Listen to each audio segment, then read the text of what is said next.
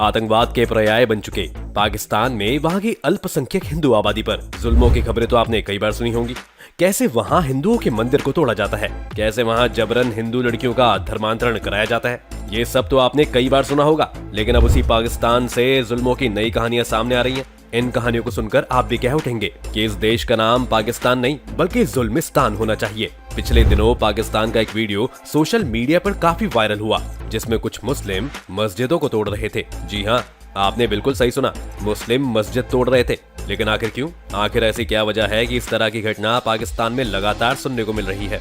आज के वीडियो में हम आपको इसी के बारे में विस्तार में बताएंगे। पाकिस्तान के कराची में 3 फरवरी को चरमपंथी समूह तहरीक-ए-लब्बैक ने अहमदिया मुस्लिमों के मस्जिदों को तोड़ा फोड़ा था। इससे पहले 2 फरवरी को भी कराची के एक और अहमदिया मुसलमानों की मस्जिद में जमकर तोड़फोड़ की गई, जिसमें कुछ लोग मस्जिद को हथौड़े से तोड़ते हुए नजर आ रहे थे। ये वीडियो दुनिया भर में सोशल मीडिया में काफी वायरल हुई, जिससे पाकिस्तान की काफी किरकिरी हुई। पिछले सिर्फ 3 महीनों में इस समुदाय से जुड़े 5 मस्जिदों पर हमला किया है। एक रिपोर्ट के मुताबिक 2017 में अब तक अलग अलग हमलों में 40 अहमदिया मुसलमानों की मौत हुई है। आइए आपको बताते हैं कि अहमदिया मुसलमान कौन है और आखिर क्यों उनकी मस्जिदों को निशाना बनाया जा रहा है। अहमदिया मुस्लिमों को समझने से पहले आपको शॉर्ट में बताते हैं कि आखिर मुस्लिम समाज कितने पंथों में बटा है, जिससे कि आपको अहमदिया मुसलमानों के बारे में समझने में आसानी होगी। मुस्लिम समाज जनरली 2 भागों में बटा है, शिया और सुन्नी। दुनिया के सभी मुसलमान बिना किसी विवाद के पैगंबर मोहम्मद को मानते हैं। सुन्नी समुदाय को मानने वाले लोगों का ये मानना है कि पैगंबर मोहम्मद के बाद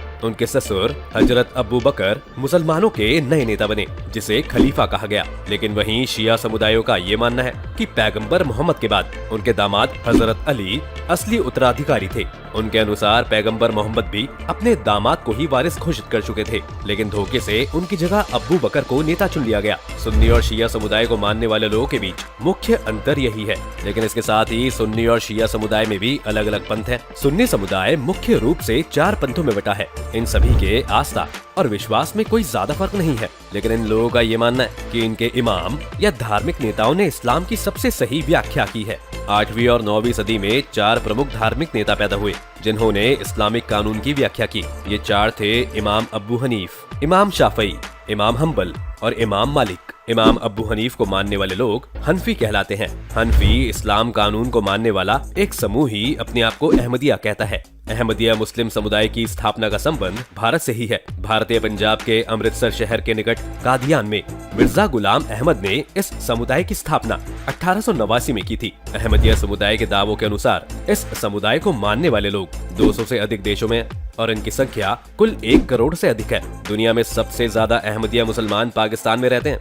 एक रिपोर्ट के मुताबिक वहाँ इनकी आबादी करीब 40 लाख है, जो वहाँ की कुल आबादी का 2.2% है। भारत में अहमदिया मुसलमानों की संख्या करीब 10 लाख की आबादी के करीब है। आखिर क्या कारण है कि अहमदिया समुदाय को पाकिस्तान में घृणा की नजर से देखा जाता है? मुस्लिम समुदाय में जितने भी संप्रदाय हैं, उनमें से सभी का ये मानना है कि मोहम्मद साहिब ही अल्लाह के द्वारा भेजे गए आखिरी दूत हैं। लेकिन अहमदिया मुसलमानों का ये मानना है कि मिर्जा गुलाम अहमद भी नबी यानी अल्लाह का ही दूत है। वे कोई नई शरीयत नहीं लाए हैं, बल्कि पैगंबर मोहम्मद के शरीयत का ही पालन करते हैं। इस्लाम, ईसाई और यहूदी धर्म में आदम को पहला इंसान माना जाता है, जिससे ईश्वर ने बात की, और उन्हें पहला पैगंबर भी माना जाता है। लेकिन अहमदिया मुस्लिम समुदाय इस बात पर विश्वास नहीं करता है। अहमदिया समुदाय बाइबल में बताए गए सभी पैगंबर यीशु, जॉन द बाप्टिस्ट, मोहम्मद के अलावा ज़ोरोस्टर, कृष्ण, बुद्ध, कन्फ्यूशियस और गुलाम अहमद को भी पैगंबर का दर्जा देती है। इसी बात पर बाकी मुस्लिम समुदाय अहमदिया को मुस्लिम नहीं मानता है। 1974 में पाकिस्तान में एक दंगा भड़कता है,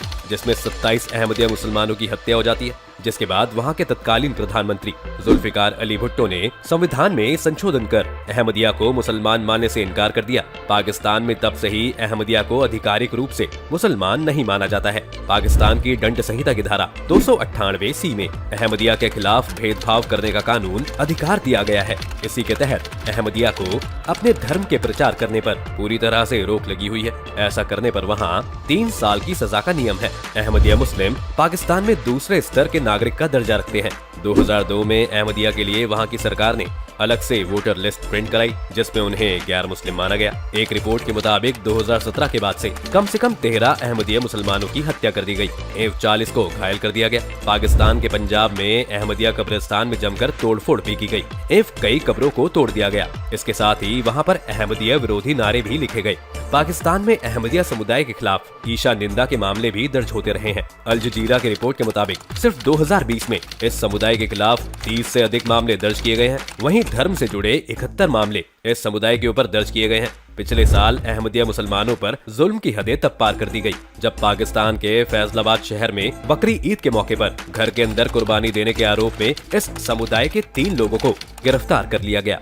पाकिस्तान दंड संहिता 298C के तहत अहमदिया को पाकिस्तान में मुस्लिम नहीं माना जाता है, इसलिए वे कोई पर्व, कोई त्योहार भी नहीं मना सकते हैं। इस मामले में वहां पर अहमदिया संगठन ने प्रतिक्रिया देते हुए कहा था कि ये पाकिस्तान के सुप्रीम कोर्ट का उल्लंघन है, जिसमें उन्होंने ये कहा था कि अहमदिया अपने घर के अंदर अपने धर्म का पालन कर सकते हैं। पाकिस्तान के इकलौते नोबेल पुरस्कार विजेता अब्दुल सलाम भी अहमदिया समुदाय से हैं।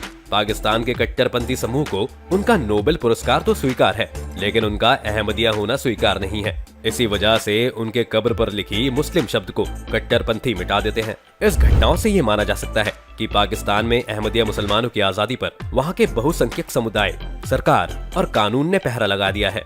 अपने ही मुल्क की हवाओं में घुट घुट कर सांस ले रहे इस समुदाय के हक के लिए कोई भी आगे आने को तैयार नहीं है। पाकिस्तान की मौजूदा रूलिंग पार्टी PPP नवाज अहमदियों पर लिबरल मानी जाती रही है। पाकिस्तान के पूर्व प्रधानमंत्री नवाज शरीफ अपनी सरकार के समय अहमदियों को अपना भाई बता चुके हैं, लेकिन मौजूदा समय में पाकिस्तान के प्रधानमंत्री शहबाज शरीफ इस मामले पर चुप्पी साधे हुए हैं। इसके पीछे की बड़ी वजह वोट बैंक मानी जा रही है।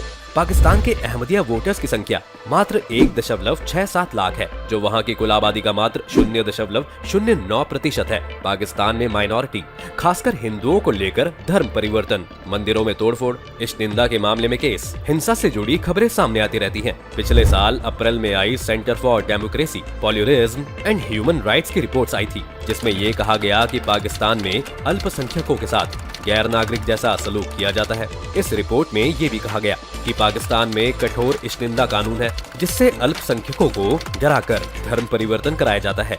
पाकिस्तान में माइनॉरिटी समाज की लड़कियों का अपहरण करना, शोषण करना, बाद में शादी करा के जबरन धर्म बदलवा देना आम हो चुका है।